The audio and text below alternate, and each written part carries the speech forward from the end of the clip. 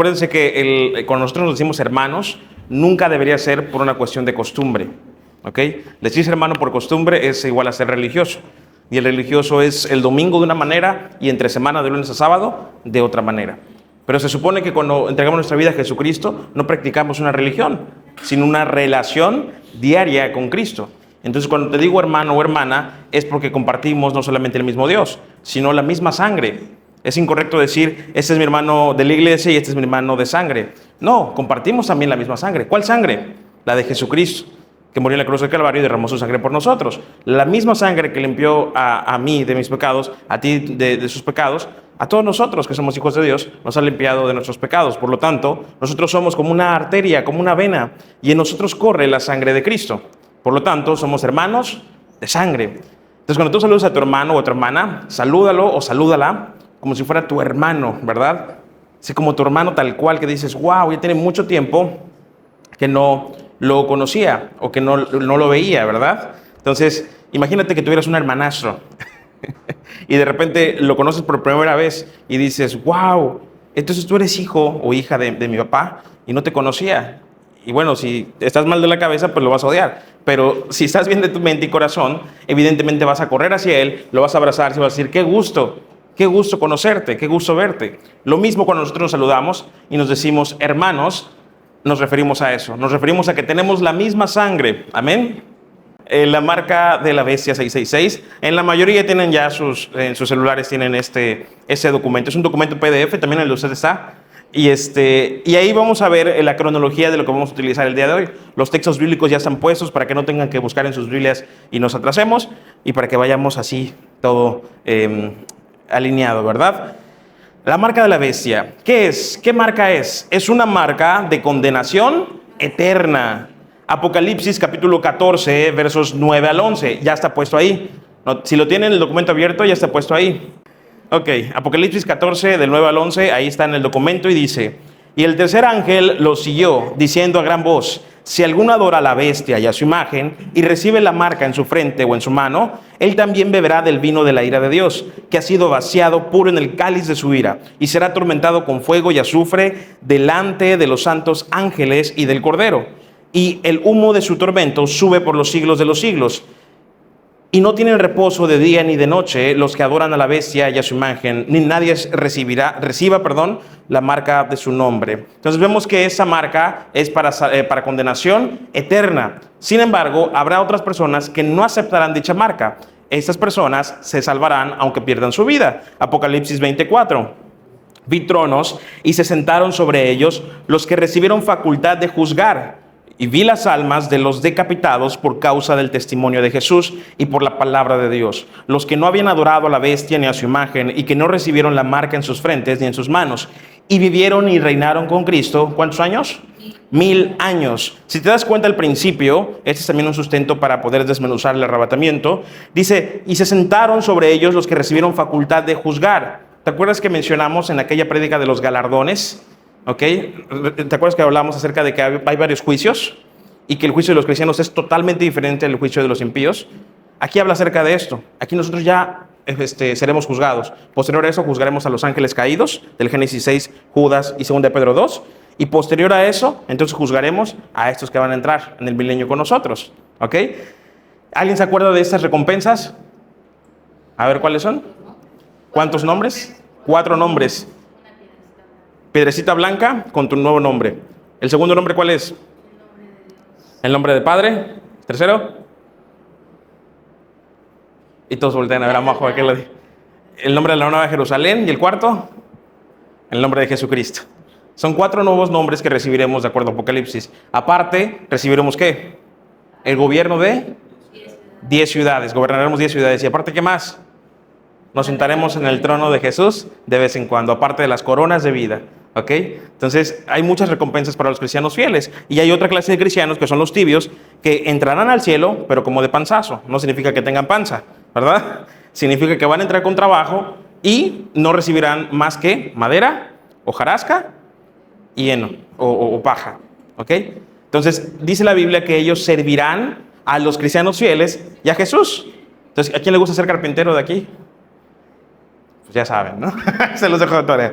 Entonces, vemos que ya seremos juzgados y entonces juzgaremos a estos que entrarán al milenio, pero entrarán torturados, ¿verdad? Decapitados, dice aquí, ¿verdad? ¿Por qué? Porque no se dejaron marcar y evidentemente van a decir, ¿y ahora qué pasa? Y los va a perseguir y los van a decapitar, los van a torturar, etc. Y muchos dicen, no, pues yo pues aguanto, ¿no? Aguanto quedarme en la tribulación y que me torturen y al final, híjoles, no saben lo que dicen, ¿no? No saben lo que dicen. Algo que siempre he comentado cuando estoy compartiendo con ateos, que eso es algo que me fascina y me emociona mucho cuando comparto mucho con ateos, y les digo, bueno, al final pues, podemos morirnos, y si no existe Dios, pues yo no pierdo nada, ni tú tampoco, pero si al final sí existe, tú pierdes mucho. Entonces, por pura conveniencia e inteligencia, te conviene creer en Dios. Debes de creer en Dios. Ahora, hay evidencia científica, biológica, histórica, profética comprobada acerca de todo esto. Alejandro el Magno, por ejemplo, es una profecía acerca de Daniel, capítulo 9 y capítulo 10. Él dijo que iba a venir, ¿ok? Entonces, que Grecia se iba a dividir en 10 reinos, y sucedió con Alejandro el Magno. Cuando él murió, se dividió en 10 reinos, ¿verdad? Luego vino Roma, luego vino otras cosas más. Entonces, vemos que todo se ha cumplido, y como la Biblia es un libro no solamente divino, sino también que tiene un respaldo histórico, geográfico, arqueológico, etcétera, etcétera, podemos creer en ella como la veracidad de la palabra. Y Apocalipsis nos dice cómo se interpreta. Muchos dicen, Apocalipsis es muy difícil, claro, porque dice la palabra de Dios en Apocalipsis 1, cómo se debe interpretar Apocalipsis. ¿Y cómo es esto? Lo que fue, lo que es y lo que será o lo que ha de venir. Esta es la manera de interpretar Apocalipsis. Cuando tú lees un versículo, en el mismo verso está hablando de lo que fue, de lo que es y de lo que será. Entonces tú dices, a ver, espérate, entonces ¿cuál es cuál? He ahí el detalle. Por eso la escatología es la rama más difícil de interpretación de la teología cristiana o de la Biblia. ¿Ok? Entonces, vamos a seguir leyendo entonces. El número de la marca, ¿cuál será? El 666, ¿verdad? Apocalipsis 13:18. Dice así, aquí hay sabiduría, el que tiene entendimiento, cuente el número de la bestia, pues es número de hombre, y su número es 666. Pero este número también se encuentra en otros pasajes de la Biblia. En Primera de Reyes 10:14, ¿qué dice, Majo?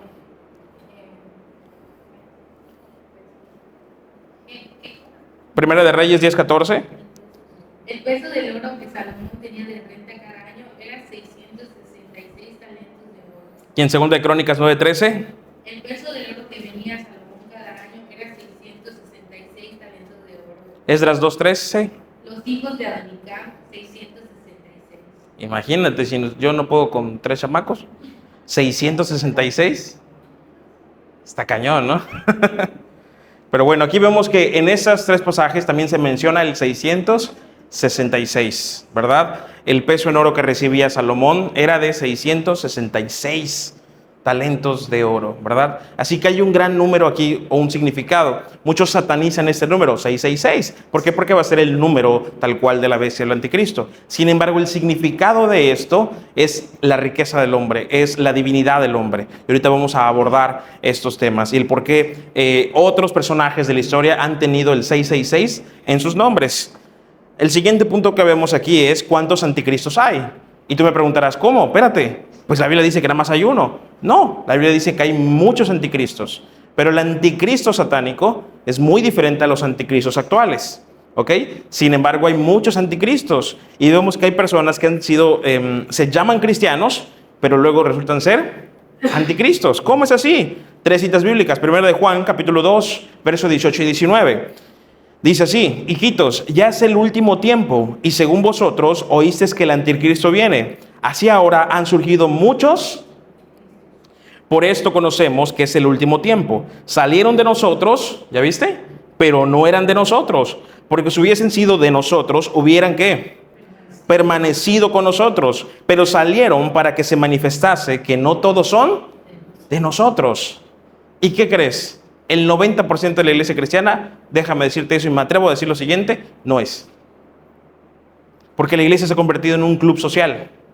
Ya ha perdido el rumbo de ser iglesia. Ya no se habla de pecado, de arrepentimiento, de santidad. Ahora solo se habla de cómo caer bien, cómo hacer una prédica más amena, cómo hacer que todos se sientan cómodos. Y las prédicas ya carecen de Biblia. se vuelve un predicadores de coach, ¿okay? De coaching, de emocionalismo, etcétera, etcétera. Pero la palabra de Dios no necesita emocionalismo. Un cristiano necesita convicción. Y la convicción la da el Espíritu Santo. Y el Espíritu Santo viene cuando nosotros tenemos comunión con Dios, con su palabra, con la lectura, con la oración. ¿Ok? Entonces nos damos cuenta como aquí el apóstol Juan está diciendo que muchos se hacen llamar, pero no son. Y salieron y no permanecieron. Pero déjame darte otra buena noticia. Hay quienes se han alejado del camino de Dios. Y pasa 1, 2, 3, 4, 5, 10, 20, 30 años. Pero en algún momento Dios los regresa.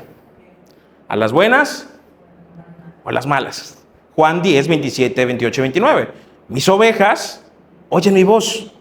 ¿Y qué crees? Eres bien conocido y bien conocida por Dios. ¿Ok? Mis ovejas oyen mi voz. ¿Ok? Y yo las conozco. Y me siguen. Y yo les doy vida eterna. Y no perecerán jamás. Ni nadie las arrebatará de mi mano. Ni siquiera tus propias malas decisiones. No te pueden arrebatar de la mano del Señor. Él te regresa porque le perteneces. Y si una persona nunca regresa, significa que ¿qué? Que nunca le perteneció. Solo parecía, pero no era.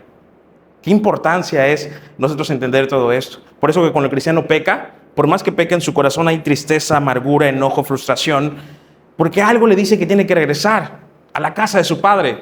Por eso la frase de M aquí, esta iglesia, es: nunca es tarde para regresar a casa. Y Dios en estos últimos tiempos ha mostrado cómo regresa a sus hijos de una u otra manera. Él utiliza tanto el bien como también el mal para regresar a sus hijos y ponerlos en la relación correcta con Él. Y después de ponerlos en la relación correcta con Él, como dice Romanos, los llena de su presencia, los llena de su gloria, los santifica. Y ese proceso de santificación, ¿sabes cuándo va a terminar? Hasta que mueras. ¿Cuándo va a terminar el proceso del cristiano? Hasta que muera. Ya sea pastor o ya sea un cristiano recién convertido. A partir de que es nacido de nuevo, empieza su proceso y su caminar hacia la madurez y hasta la estatura ¿de quién? Del varón perfecto, ¿verdad? Que para llegar a esa estatura, pues tendríamos que estar muertos, ¿verdad? Para ser transfigurados y transformados. Entonces, nos damos cuenta que ese es el caminar del cristiano. El caminar del cristiano no es solamente el ser feliz o el gozarnos. Claro, nos gozamos porque Dios siempre nos respalda, nos provee. Inclusive cuando la cena está vacía, cuando el refri está vacío, Él da en prosperidad. Y da y llena el refri y hay hasta para compartir. Y hay hasta de sobra en muchas ocasiones. ¿Ok? Y a veces nos volteamos a ver y nos damos cuenta que lo que tenemos es puro consentimiento de parte de Dios. Y a veces en los procesos más difíciles, aún así Él muestra su mano de poder. Entonces, confiemos en ese Dios y entreguémonos a Él. Él que entregó por nosotros su propia vida. Su propia vida. Imagínate.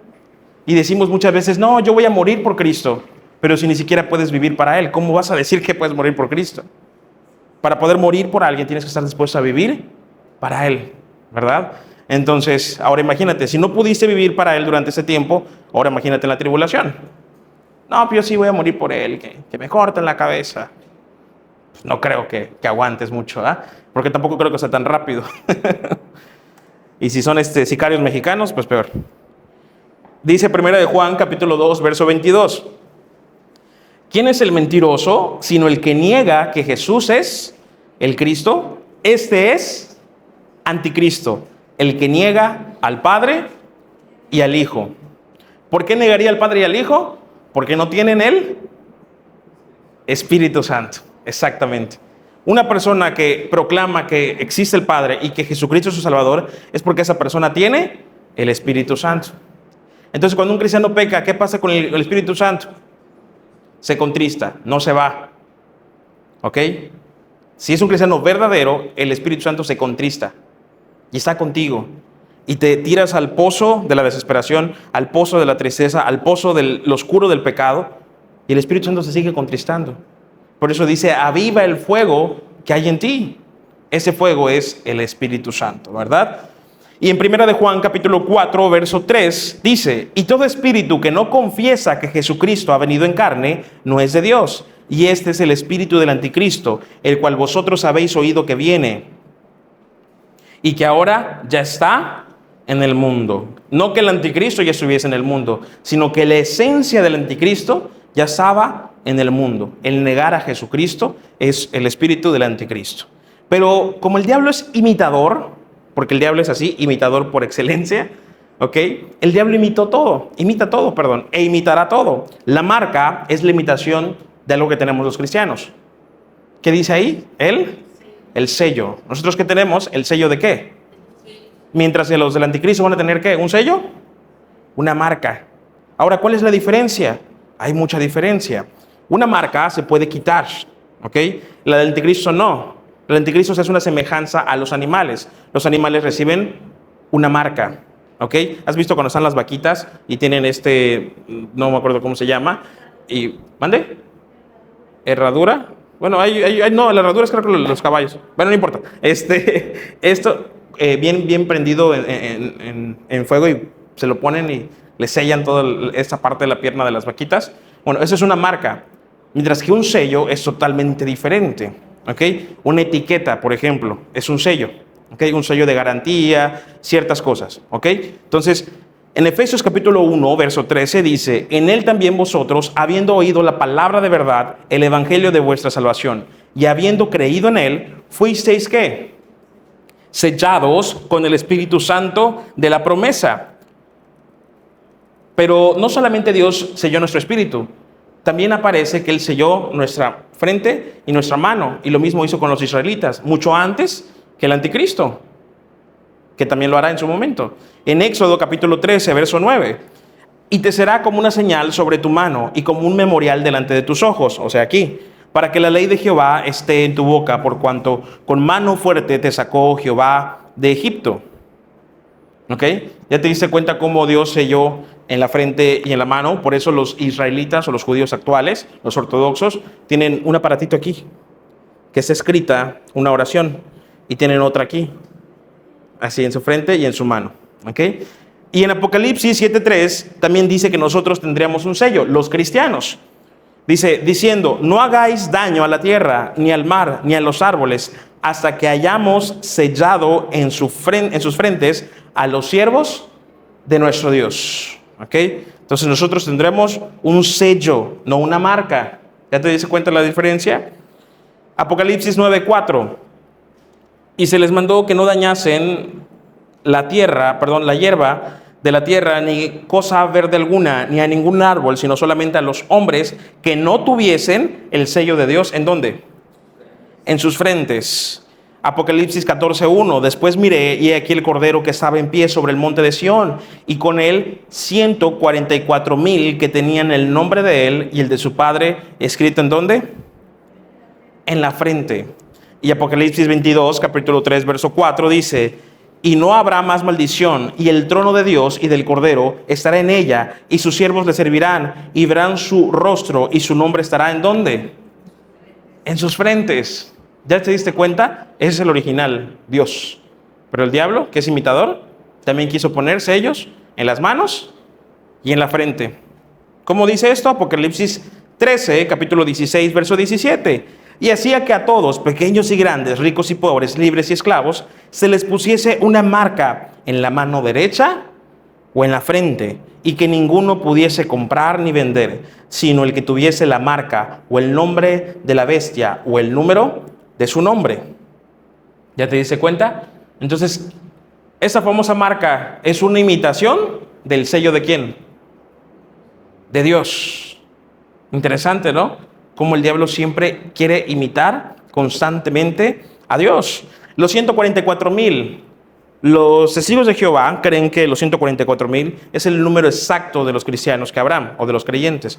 Esta es una herejía, no es una doctrina bíblica. Sin embargo, la palabra de Dios sí dice que hay un número exacto de cristianos que habrán. ¿Ok? Pero nadie sabe ese número, solamente Dios.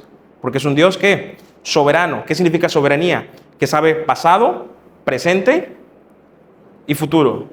Si nosotros decimos que Dios no sabe el futuro, no sería Dios. Pero Dios sabe quién será y quién no será.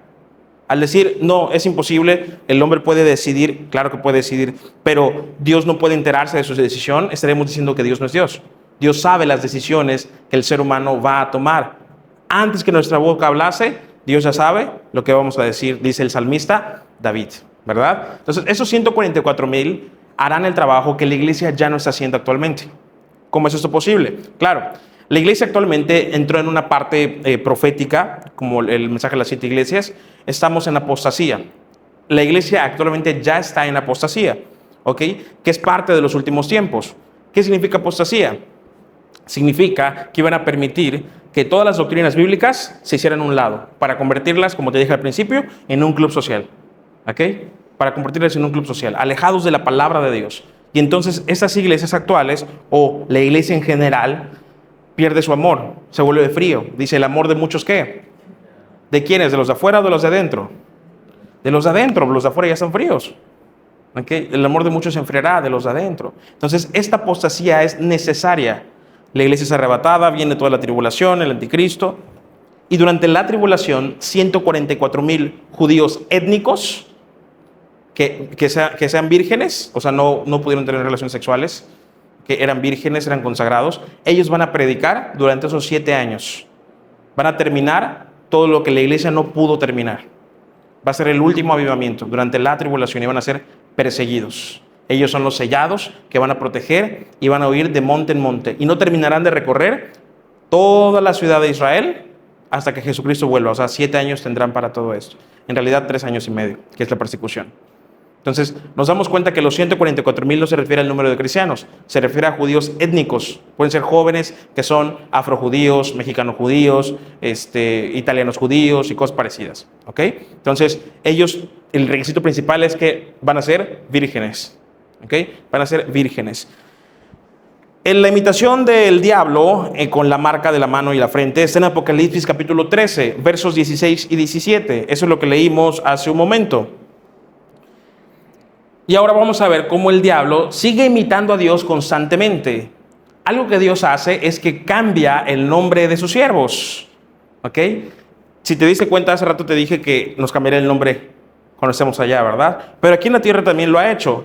Génesis capítulo 17, verso 5. Dice así, y no se llamará más tu nombre Abraham, sino que será tu nombre Abraham, porque te he puesto por padre de muchedumbre de gentes. Y en Génesis capítulo 17, verso 15, o sea, 10 versículos más adelante, habla de que le cambió el nombre a Saraí. ¿Se lo cambió por qué? Por Sara. Y en Génesis 32, 28, dice así, y el varón le dijo, no se dirá más tu nombre Jacob, sino Israel, porque has luchado con Dios y con los hombres y has vencido, ¿verdad? Jacob, ¿qué significa? Estafador, usurpador, manipulador. Es lo que significa Jacob.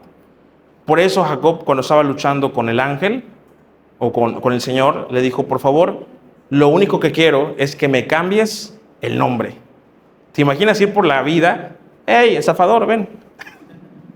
¡Hey, manipulador, ven! Lo único que quiero es que me cambies el nombre.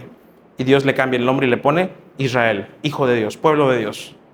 Por eso es que los judíos actuales que no creen en Cristo, cuando se refieren a Jacob o Israel, lo traducen como hijo de Dios y no se refieren a Jesús, sino a su propio pueblo. ¿Ok? Pero es otro tema diferente. El punto es que vemos cómo Dios cambió el nombre de Jacob, así como te ha cambiado el nombre a ti, aunque tú no lo sepas todavía, y aunque por fuera te sigas llamando Casimira, te cambió Dios el nombre. ¿Ok? Cuando tú aceptas a Cristo en el corazón, Dios dice, todas las cosas son hechas nuevas. Todo lo viejo quedó atrás, todo es hecho nuevo, naces de nuevo. Y si naces de nuevo, tienes que tener un nombre nuevo. Aunque no conozcas ese nombre, en el reino de los cielos, tu nombre es escrito en el libro de la vida. ¿Qué nombre? ¿El que tienes aquí? No, ¿el que tienes dónde? Allá. Por eso es que cuando estás de repente durmiendo, hay ocasiones donde empiezas a orar, porque hay una conexión con Dios. Y estás así, y de repente tú sientes como si tu espíritu no estuviera dentro, y que hay algo que está orando encima de ti mientras estás acostado o acostada. Estas últimas semanas, a lo largo de diferentes países de Latinoamérica, he estado platicando con algunos misioneros y pastores, y la mayoría ya empezó a tener muchas visiones, empezó a tener muchos sueños. Algunos están siendo atormentados, otros simplemente reciben solamente la pura visión, ¿no? Y hace unos días, efectivamente como 3 días aproximadamente, estaba durmiendo obviamente para soñar. Y de repente soñé que estaba en una iglesia, pero que la iglesia era una obra negra, ¿ok? Y era muy alta. Y que habían otros pastores, estaba con el que yo aprendí, el doctor Armando Alducin, y estaba el doctor Alejandro Alducin de este lado, que es mi pastor actual. y estaban otros pastores. Entonces que yo estaba hablando con ellos, estábamos predicando, pero solamente habíamos como 20 o 30 pastores. Y afuera habían carros y todo, pero estaba todo desolado. Y en mi mismo sueño, y empecé a ver unas nubes, pero que el cielo estaba como si fuera una tela transparente. Y estaba todo oscurecido. Y que la luna empezaba a moverse raro de un lado para otro. Y las nubes también de manera rara. Y había unos circulitos como, no sé si han visto la película esa de Doctor Strange, que es un circulito que hace, así, pero atrás del cielo, como en la tela, ¿no? Y de repente empezó a sonar un... Entonces cuando yo escuché eso, escuché también un... así, pero que no venía de la tierra, sino que estaba como que en el aire, ¿ok? Acuérdate que la ciencia dice que el aire, a pesar de que nosotros no podemos agarrarlo, sí son, ¿ok? Átomos, etc. Bueno, el punto es que yo me quedé así en el sueño y salí y caminé hacia un baño y había una oficina y había una secretaria adentro. Y le dije, oye, ya está viniendo Jesucristo. ¿Lo puedes escuchar? Mira cómo es el cielo. Y me dice, eso vienen diciendo hace 50 años. ¿No? Y le dije, lo que pasa es que ya pasaron 50 años. Y se me queda viendo nada más con mis respuestas que doy siempre. Y salgo de la oficina, regreso a donde está la iglesia y les digo, ¿ya vieron el cielo? Sí, ya vimos. Tenemos temor, dice, estamos temblando, míranos, porque era algo glorioso, majestuoso, pero al mismo tiempo que nuestra humanidad no está preparada para ver. Por eso tendremos que ser transfigurados y transformados para ser semejantes a Él y entender las cosas que veremos ahí. Mientras tanto, nuestra humanidad no lo entendería. Entonces, yo veía el cielo así de esa manera y lo seguía viendo. Y estábamos todos temblando y estábamos agarrados de las manos y decía, ya viene. Le decía, oigan, pero ¿por qué esta iglesia está vacía? Dice, no sé. Todas las iglesias quedaron abandonadas y vacías. Le digo, pero se supone que la teología enseña que no nos quedaremos en la tribulación, ¿no? Y constantemente le decía yo en mi sueño, en oración, le decía a Dios, la Biblia me enseña que habrá arrebatamiento antes de la tribulación. Sin embargo, hay varias posturas.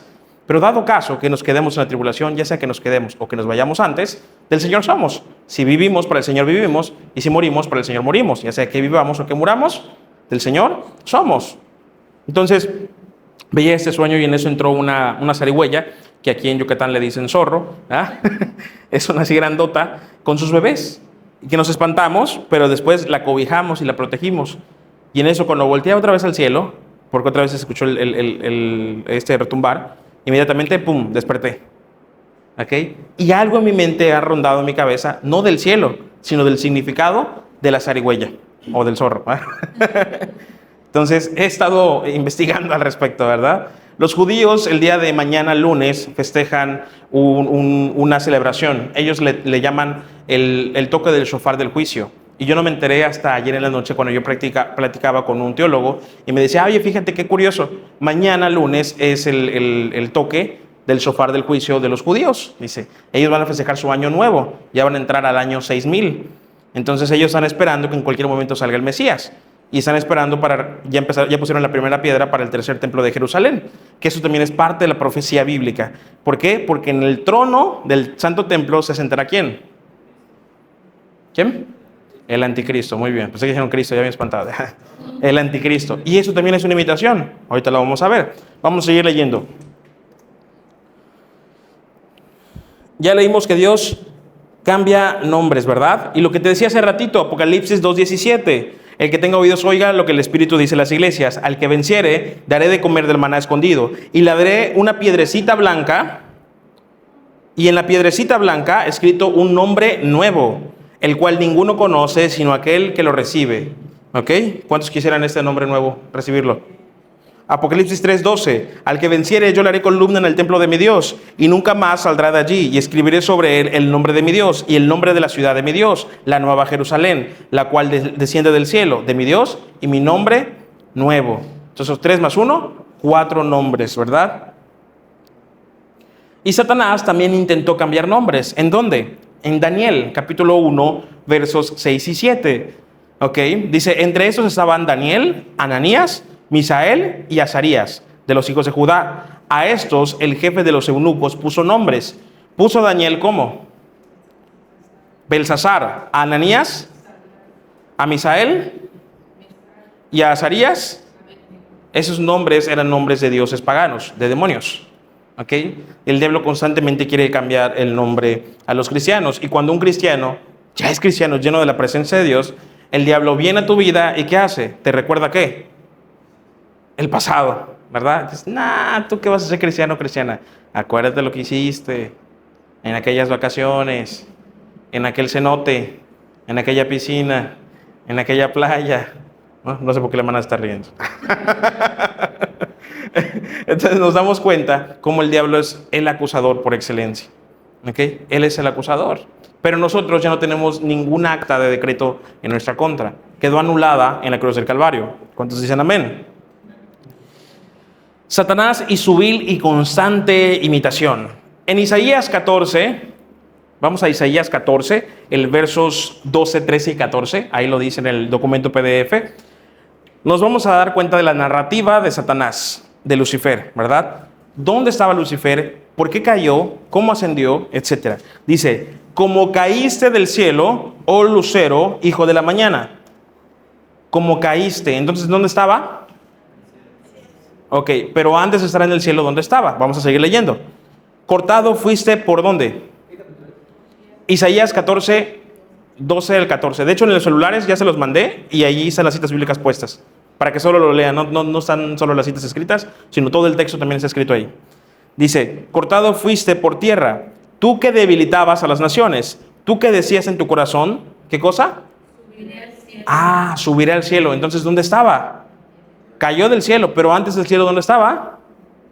En la tierra, en lo alto, junto a las estrellas de Dios. Levantaré mi trono y en el monte del testimonio me sentaré. A los lados del norte, sobre las alturas de las nubes subiré y seré semejante ¿a quién?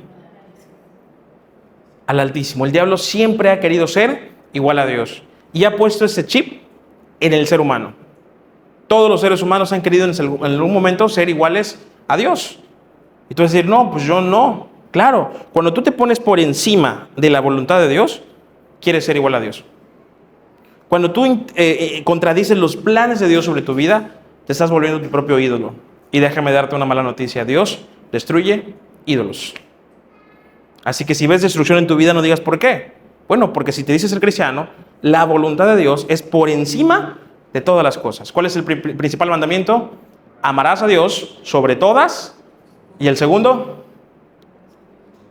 Ese no le gusta a muchos. Amarás a tu prójimo. ¿Quién es tu principal prójimo?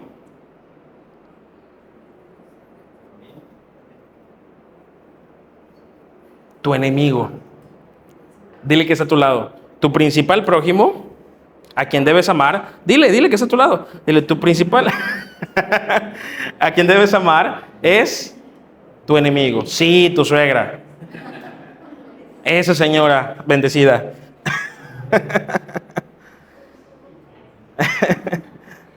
¿Cómo lo supo? Dice. Muy bien. Entonces, ¿dónde estaba Satanás antes de subir? ¿Qué conexiones hay entre Isaías, Génesis y Apocalipsis? ¿Qué conexiones hay? Bueno, vamos a Génesis capítulo 1, versos 1 y 2. Dice, en el principio creó Dios los cielos y la tierra. Como dato curioso, en hebreo, Bereshit bara Elohim ad hashamayim ved haaretz. Son 7 palabras en hebreo.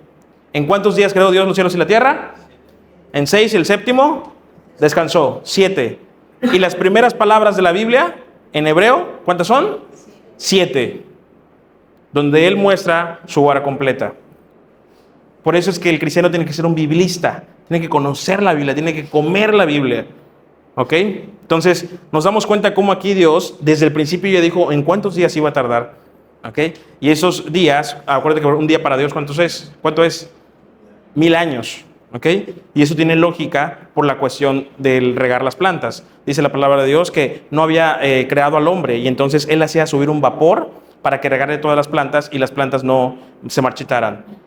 Si al día siguiente iba a crear al ser humano, no necesitaba regar plantas, porque en un día las plantas están sobreviviendo todavía. Pero si pasan 1000 años, las plantas sí tienen que ser ¿qué? Pues regadas, ¿verdad? Entonces, vamos a ver cómo hay una conexión, inclusive con una supuesta destrucción de meteoritos, dinosaurios, etcétera, etcétera. Génesis capítulo 1, verso 1 y 2, ya leímos en el principio creó Dios los cielos y la tierra, y luego dice el verso 2, y la tierra estaba ¿cómo? A ver, espérate, primero dice que creó los cielos y la tierra, pero en el verso 2, porque hay un punto, y en el verso 2 empieza otra narrativa, y dice, y la tierra estaba Y las tinieblas estaban ¿dónde? Sobre la faz del abismo. Y el Espíritu de Dios se movía sobre la faz de las aguas. ¿Qué pasó ahí entre el verso 1 y 2? Vamos a Isaías 45, 18. Isaías 45, 18. ¿Alguien puede leerlo, por favor? Porque así dijo Jehová, que creó los cielos. Él es Dios, el que formó la tierra, el que la hizo y la compuso. No la creó en mano, para que fuese habitada la creó. Yo soy Jehová y no hay otro. ¿El que la hizo y la qué? La compuso. Ah, ¿la compuso de qué? ¿La compuso de qué? Interesante, vamos a ver de qué la compuso. Apocalipsis 12:9. ¿Ya te diste cuenta cómo desde Génesis a Apocalipsis la Biblia está totalmente conectada? Díganme, ¿cuántos autores escribieron la Biblia? 40, diferentes épocas. Era imposible que hubiera tanta conexión. Eso solamente es obra divina. ¿Quién escribió la Biblia? ¿Por quién fue inspirada? Por el Espíritu Santo. Apocalipsis 12:9 dice: y fue lanzado fuera el gran dragón, la serpiente antigua, que se llama Diablo y Satanás, el cual engaña al mundo entero. Fue arrojado a la tierra y sus ángeles fueron arrojados con él. Eso es lo que pasó. La batalla cósmica, la batalla con Lucifer. Eso es lo que pasó. Y en la prédica anterior vimos que si Lucifer se estaba peleando contra los demás ángeles, probablemente también se haya llevado carruajes. ¿Y cómo eran los carruajes? En Segunda de Reyes nos dice que eran caballos de fuego y carruajes de fuego. ¿Y Elías fue elevado en qué? No, en el torbellino. ¿Ok? El carruaje pasó y el torbellino es el que succionó a Elías, no el carruaje. ¿Quién estaba en el carruaje? Elías fue subido en el torbellino después del carruaje. ¿Okay? Y vemos que hay veintenas de millones de carruajes en Salmos 85, verso 7. Pero vemos que ángeles solo hay millones y millones. Veintenas de millones es más que millones. Pero en Apocalipsis mismo dice que nosotros regresaremos como parte del ejército de Dios. O sea que hay carruajes esperando por nosotros. ¿Okay? Que es lo que lo vimos el domingo pasado. Entonces aquí vemos cómo hay una conexión de esta pelea. ¿Okay? Eso es lo que sucedió entre el verso 1 y 2. Por eso es que la arqueología, por eso es que aquí tenemos una arqueóloga, ¿va? Ah, sí, soy yo. Hablamos acerca de esto, ¿no? Y decíamos, ok, tiene mucha coherencia lo que sucedió. Aquí está en Chicxulub, no sé cómo se pronuncia. Sí, Chicxulub. Bueno, eso. Hay un supuesto cráter de un meteorito que cayó, ¿no? Y varios teólogos dicen que la caída de Lucifer probablemente fue aquí, fue en ese cráter, ¿no? Y es lo que supuestamente extinguió a los dinosaurios. La Biblia sí habla acerca de dinosaurios, específicamente de dos, Behemoth y Leviatán, ¿ok?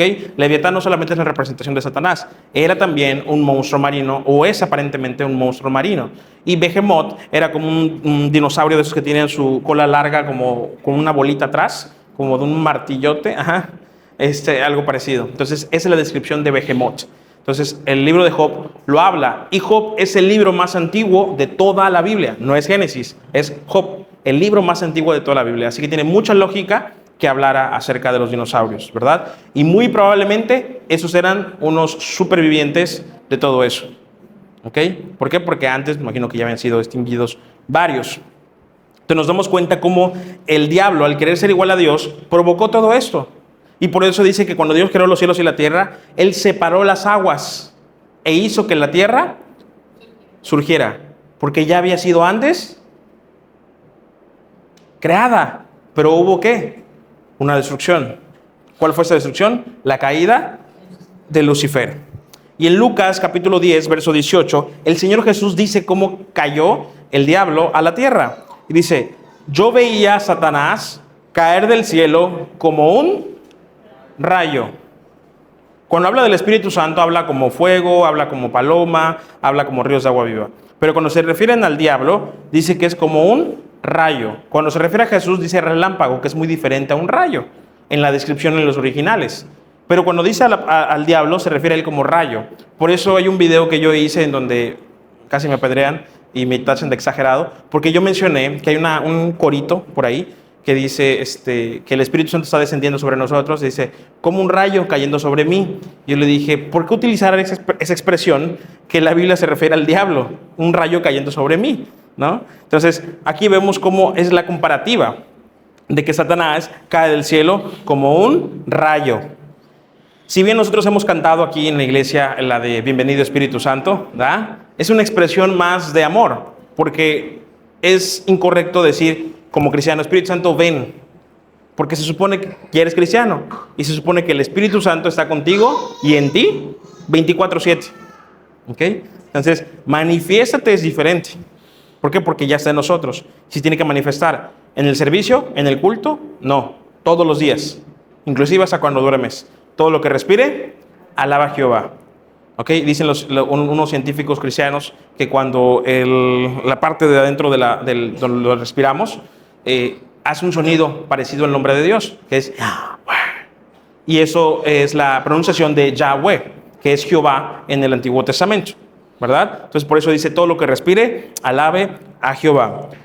En 2 de Tesalonicenses, capítulo 2, versos 3 y 4, vemos cómo Satanás siempre ha querido imitar a Dios y sentarse en su trono, como leímos anteriormente, y como Isaías lo relata, pero con el anticristo sí lo logrará, y lo logrará físicamente. O sea, el anticristo se sentará en el trono de Dios aquí en la tierra. 2 de Tesalonicenses, capítulo 2, versos 3 y 4. Nadie os engañe en ninguna manera, porque no vendrá sin que antes venga la apostasía. ¿Ya estamos en qué? Ok, y luego ¿quién vendrá? Y se manifiesta el hombre de pecado, el hijo de perdición, el cual se opone y se levanta contra todo lo que se llama Dios o es objeto de culto, tanto que se sienta, ¿en dónde? En el templo de Dios, como Dios, haciéndose pasar ¿por quién? Por Dios. Actualmente no hay templo. Por eso te dije, ya pusieron la primera piedra del tercer templo de Jerusalén. No hay templo. Cuando anuncien, ¡hey! ¿Ya empezó la construcción del tercer templo? Es decir, changos. El segundo templo fue destruido en el año 70 después de Cristo. Y fue una profecía del mismo Jesús. ¿Okay? En ese año fue destruido el segundo templo de Jerusalén. Ahora ya no hay templos. Cuando venimos a la iglesia o a la congregación, así le llamamos, iglesia o congregación. Porque ahora el templo, ¿quiénes son? Nosotros. Nosotros somos el templo del Espíritu Santo. ¿Cuántos dicen amén?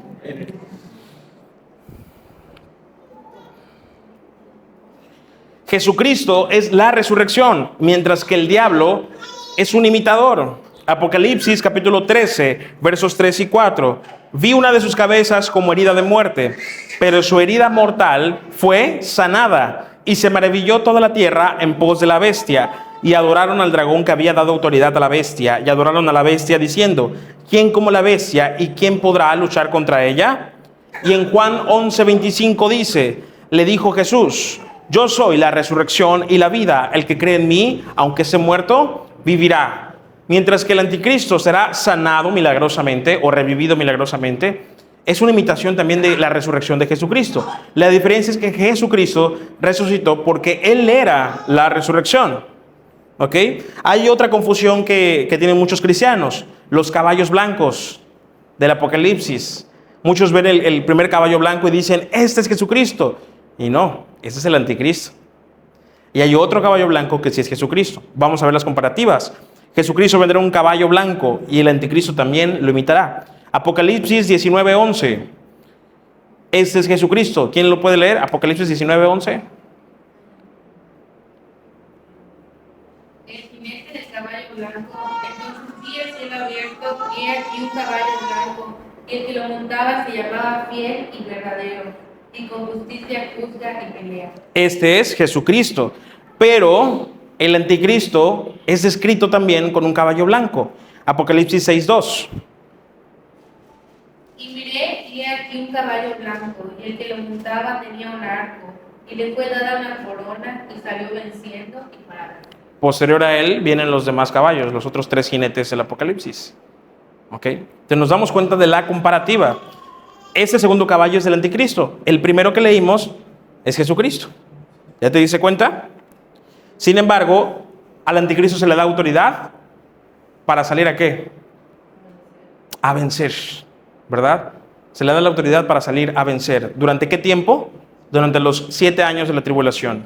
Estos 7 años es conocida como la semana 70 de Daniel. ¿Ok?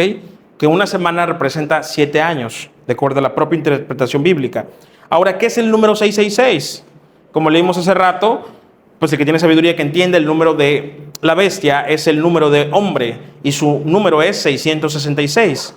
El 6 triplicado representa los esfuerzos del anticristo por imitar a Dios, pero siempre quedándose corto. Y si lo queremos ver dentro de un panorama más extenso, el 666 no solo representa a la bestia final, sino a toda la humanidad caída que siempre ha tratado de colocarse como su propio Dios y Salvador, pero nunca puede lograrlo. Es número de hombre, no de un hombre. ¿Ok? Y dice, el hombre fue creado el 6º día, y el 7º día, el día de reposo, el día del Señor. El 7º día, por eso son 7 años. Y por eso el número 7 significa perfección en la Biblia, significa completo. Por eso el mensaje a las 7 iglesias era un mensaje a 7 tipos de cristianos. ¿Ok? Entonces nos damos cuenta cómo aquí el número 6 es el día que fueron creados el hombre y las bestias. ¿Los animales marinos fueron creados en qué día? ¿Ah? ¿Los animales marinos en qué día fueron creados? En el 5º. Un día antes que los animales de la tierra y que el hombre. Entonces vemos que el 666 es el hombre elevado a una divinidad, pero una divinidad diabólica, ¿verdad? Vamos a seguir leyendo.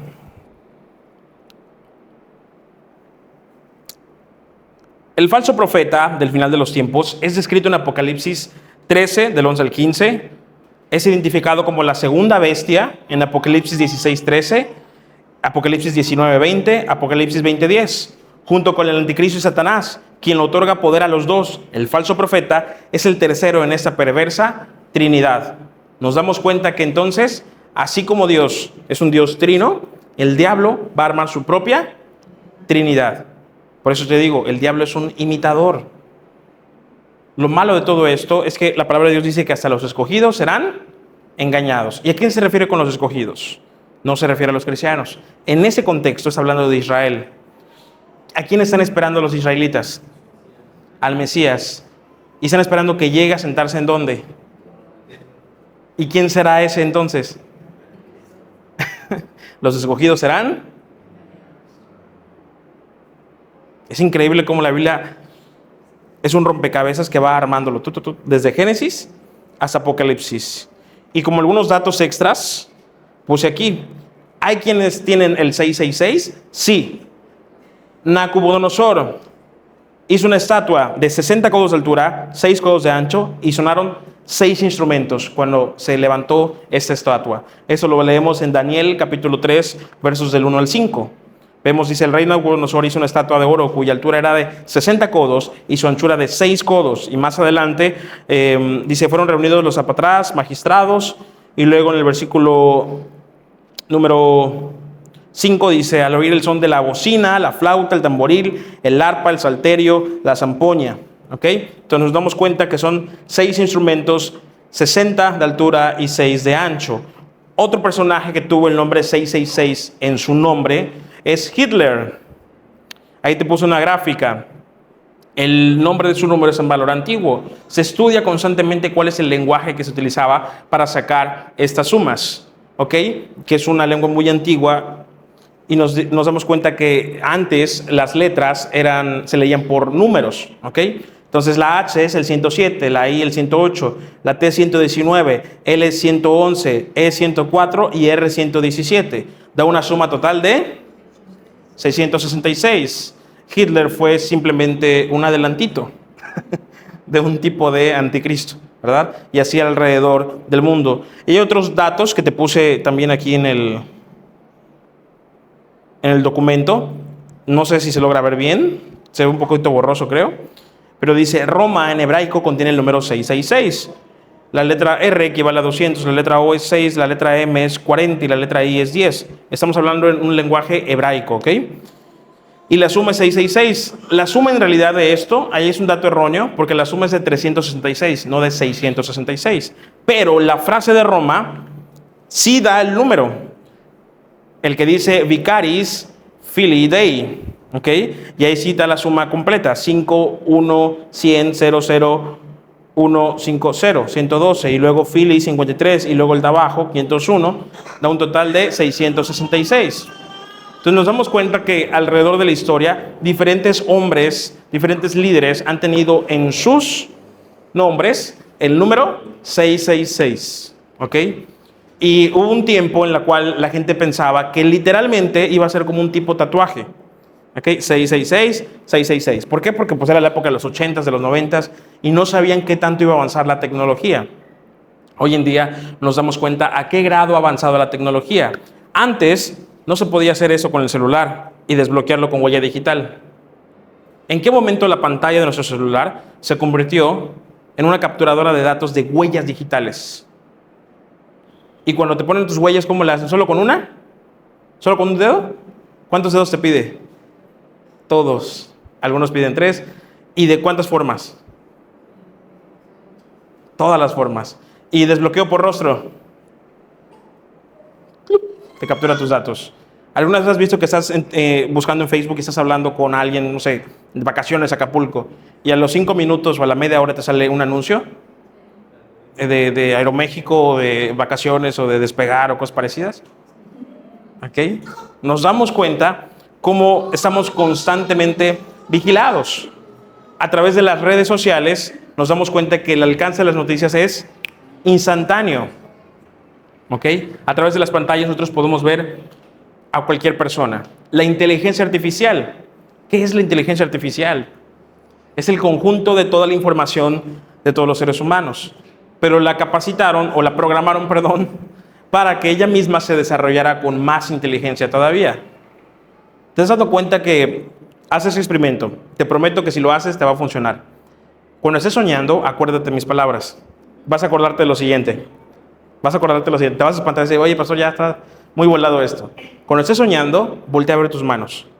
Así, las palmas de tus manos, no así, así.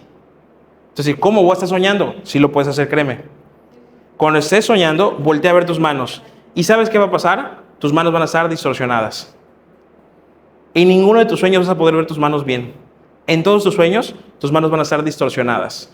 Esto es un dato psiquiátrico. ¿Ok? Pongamos la prueba, diría Jimmy. Eso es un dato psiquiátrico. Entonces, hazlo. Pero qué curioso es que los niños que padecen síndrome, ¿ok? Muchos de ellos, cuando explican, ellos constantemente ven sus manos, ¿ok? Porque las ven distorsionadas. Ellos piensan que están en un sueño, pues no saben, más bien, ellos sienten, ¿ok? ¿Y qué crees? La inteligencia artificial, tú pones una foto tuya, pero que aparezcan tus manos, con la inteligencia artificial, y la mayoría de la inteligencia artificial, cuando le dices que genere algo, genera todo bien, pero las manos las genera ¿cómo? Distorsionadas. ¿Qué hay detrás de todo esto? ¿Qué será la bestia? ¿Qué utilizará la bestia? ¿Cómo hará para que toda la información llegue y recopilar información de todo? ¿Ya viste el nuevo proyecto de uno de los posibles candidatos del gobierno? Ebrard, que se llama Ángel, si no me equivoco. ¿Okay? Ángel es un programa de reconocimiento facial a través de drones en todo el país para identificar quién es quién. ¿Cómo diferenciarán quién es cristiano y quién no? ¿En qué momento los libros de texto los introducieron con ideología de género? 2 niñas besándose, la bandera de los pedófilos, un señor con bigotes, con barba, peloncito, abrazando a un niño en sus piernas, y la bandera en su playera con un corazón, la bandera de los pedófilos. ¿En qué momento? Dice la palabra de Dios que en los últimos tiempos serían como en los tiempos de ¿quién? De Noé. Igual que en los días de Sodoma y Gomorra. El sodomismo es relaciones sexuales entre hombres o relaciones sexuales anales. ¿Okay? Lo digo porque no están los niños aquí. ¿Okay? Entonces, eso es sodomismo. ¿Okay? Y nos damos cuenta cómo actualmente todo esto ya está a todo lo que da. Niñas de 13 años que hablan, en Facebook ves comentarios de niños de 13 años que hablan de sexo abiertamente. Y no sexo así nada, o sea, cochinadas, vulgaridades. ¿En qué momento entró tanta perversión? Digo, siempre ha estado cierta perversión. No en vano las abuelas se casaban a los 15 años, ¿verdad? Pero actualmente ha habido una exageración increíble y muy notoria y muy evidente de que ya estamos en los últimos tiempos. Ya estamos en los últimos tiempos. Y como te dije, el arrebatamiento suena algo muy peliculiento. El arrebatamiento suena como, oye, no creo que suceda de repente que la gente es raptada o arrebatada. Bueno, la gente tampoco pensaba que hubieran apariciones ovnis. Sin embargo, un alto ejecutivo de Estados Unidos se lo va a decir que sí es real. ¿Por qué están preparando todo eso? Las películas que te he dicho, Home, la caricatura Home, donde desaparecen a los humanos, Presagio, que también se llevan ahí y varias películas que hablan acerca de todo esto. ¿Por qué? ¿Qué el mundo está preparando? ¿Qué está preparando el mundo? Si el mundo lo sabe, ¿por qué los cristianos carecemos de esa información? ¿Por qué los cristianos estamos escudriñando la palabra de Dios? Como te dije, ya hablamos de arrebatamiento, hablamos de los galardones, hablamos de quiénes son los ovnis. Si tú quieres recibir el documento completo de los ovnis, mándame un mensaje y yo te mando el documento para que tú leas descrito todo ese tema, ¿verdad? Pero, ¿por qué ya no se está hablando de esto? ¿Por qué? ¿Por qué? ¿Qué está pasando en sí con la iglesia? ¿Por qué la iglesia está durmiendo? Como te dije, por la apostasía. El cristiano está durmiendo, el cristiano está relajado y no está actuando como debería actuar. Es necesario predicar de Jesucristo, es necesario predicar de la salvación del alma, y esa salvación no se basa por obras. Nadie es salvo por obras, solo es salvo por fe, y la fe viene por el oír. ¿Oír qué? La palabra de Dios. O sea que un cristiano tiene que ser un cristiano por convicción, no por emoción, ¿ok? Si tú te arrepientes de tus pecados, reconoces que eres pecador o pecadora, y dices, Señor, reconozco que he pecado contra ti, reconozco que he llevado una vida de pecado, y me arrepiento de mis pecados, y te acepto en mi vida como mi Señor y Salvador, y confiesas a Jesucristo que es tu Señor y Salvador, entonces serás salvo. Y a partir de que eres salvo, comienza la llenura del Espíritu Santo, comienzas a leer la palabra de Dios, comienzas a orar con Dios, a platicar con Dios, y esa relación se va a ir aumentando y aumentando y aumentando. Qué curioso que los cristianos, a diferencia de otras creencias, solo tienen que orar y leer. ¿Y qué crees? La mayoría ni eso hace. Hay cristianos desnutridos, cristianos que pasan un día, 2 días y no leen. Entonces viene el día malo, como dice Efesios 6, versículo 10 en adelante, y no están firmes, porque no leen, porque no oran. Y dicen, ¿por qué? ¿Por qué me pasa esto a mí? No entiendo lo que dice la Biblia. ¿Cómo la vas a entender si ni siquiera la lees? Quieres respuesta de Dios y oras y oras y lloras y lloras, pero la respuesta está ahí, en la Biblia. Pero como no la abres, simplemente no tienes respuesta. Buscad primeramente el reino de Dios y su justicia. Y todo lo demás, el reino de Dios y su ¿qué? Su justicia. ¿Sobre quién? Sobre nosotros. Procura que el Señor no te diga teque, menelu parsin. Ha sido pesado en la balanza y ha sido hallado falto. Procuremos todos los días hablar con el Señor, todos los días leer su palabra, aunque sea un capítulo. A los jóvenes constantemente les recomiendo leer Proverbios. Y les digo, léete un capítulo de Proverbios todos los días. Al mes ya terminaste todo el libro de Proverbios, porque solo trae 31, perdón. Así de sencillo. Ahorita empezamos un plan de lectura de todo el Nuevo Testamento en 90 días. En 90 días. Y ya estamos avanzando bastante, ya estamos en Lucas, ¿no? Estamos en Lucas.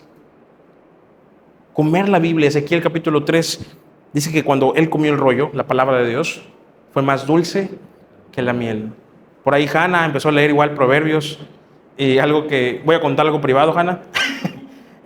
Algo que Hannah me dice, wow, pastor, no, o sea, empezó a leer Proverbios y dice que encontró datos muy interesantes, consejos muy prácticos, muy interesantes. Y le digo, sí, es que la Biblia habla de todo. Habla de sexo, arqueología, sociología, biología, antropología, astronomía, profecía, historia, ciencia, creacionismo. Habla de muchas cosas.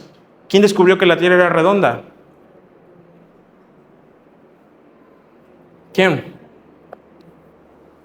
¿En la escuela qué te enseñan? Cristóbal Colón. Pero la Biblia dice en Isaías, la redondez de la tierra te alaba. Isaías fue escrito muchísimos años antes que Cristóbal Colón naciera. el ADN. Reproduzcanse según su género, ADN. ¿Quién es el que decide el sexo del bebé? ¿El hombre o la mujer? El hombre. Antes creían que era la mujer. ¿Por qué no me das niños? Es el hombre el que decide el sexo. Es el que tiene las cromosomas. Ahorita ya dicen, no, es que biológicamente eres un género, o sea, cualquiera de los dos géneros, pero la identidad de género o tu género tal cual es una construcción social. ¿En qué momento insultan hasta la propia ciencia? O sea, ¿en qué momento ya la ciencia se volvió obsoleta? El Big Bang, mucho tiempo los cristianos pensaron que no era bíblico. El Big Bang es bíblico. Y dijo Dios, ¡pau! Ese es el Big Bang. Los evolucionistas creen que primero fueron los animales marinos. Bíblicamente, primero fueron los animales marinos. Lo que sí no es bíblico es que lo del mono. Digo, muchos tenemos caras de... Pero no venimos del mono. ¿Por qué? Porque tenemos un ADN. Y en el ADN está toda la historia de nuestra vida. Toda nuestra genealogía está en el ADN. Literalmente el ADN son letras escritas. Toda tu codificación. ¿Por qué naciste así? ¿Quién era tu papá? ¿Quién era tu mamá? ¿Quién era el papá de tu papá? La mamá de tu papá. Y así. ¿Te imaginas todo el árbol así en un ADN? ¿Quién creó eso? Es imposible que haya sido creado de la nada. Es creado por Dios. Es magnífico. ¿Y quién es el que produce el crecimiento en el bebé? La Biblia dice que es el Espíritu Santo. Seas cristiano o no cristiano. El Espíritu Santo hace que los bebés crezcan en el vientre. Y cuando nace el bebé, ves un niño. Ojos, orejitas, boca, ojitos. ¿Quién fue capaz de eso? ¿Te das cuenta de lo asombroso de que a veces pasamos desapercibido a todo eso? ¿Dónde estábamos antes de esa tierra? La Biblia dice que Él nos eligió desde antes de la fundación del mundo y nos conoció antes de la fundación del mundo. Los judíos creen que hay una cantera y que en esta cantera están todas las almas y que Él decide a quién va a enviar. Sin embargo, Apocalipsis dice que hay unos ancianos que tienen dos canteras y que esas canteras son la oración de los santos. Y la palabra de Dios dice que nosotros estamos aquí en la tierra, pero que al mismo tiempo estamos en los lugares celestiales. Qué misterioso es el mundo espiritual para nosotros. Pero la palabra de Dios dice que nosotros somos administradores de los misterios de Dios. ¿Cómo no ser unos buenos administradores? Al leer la palabra. Al leer la palabra somos administradores de eso. Y los misterios ya no son tan misterios. Y la gente dice, wow, eso dice la Biblia así. Cuando dijimos lo de la piedrecita blanca, nada más vi la cara de Dana. ¡Qué bonito! La Biblia es maravillosa. El siguiente domingo vamos a hablar acerca de la oración. Tú dices, sí, pastor, ya sé, la clásica prédica de la oración. No, créeme que no va a ser así. Vamos a ver bíblicamente cómo orar, para qué no orar, qué conseguir cuando oras, cuántos tipos de oración hay, etcétera, etcétera. Y vamos a estudiar la Biblia. ¿Cuántas letras de la Biblia? ¿Cuántas letras hay en la Biblia? ¿Cuántas palabras hay en la Biblia? ¿Cuál es el capítulo que está en medio? ¿Cuál es el versículo más corto? ¿Cuál es el versículo más largo? ¿Qué dice? ¿Cuál es el pasaje que está en medio de la Biblia? Ok. Si son salmos, pero ahí te lo dejo de tarea. ¿Y qué dice? Que el centro de tu vida sea Dios. Eso no fue escrito por humanos, fue inspiración divina. Por eso la Biblia es el libro de libros por excelencia. Debemos de comerla, debemos orar, perseverar en oración. En ella encontramos vida, en ella encontramos paz, en ella inclusive encontramos sanidad del alma, del cuerpo, de la mente, de las emociones. Vamos a ponernos de pie, vamos a orar.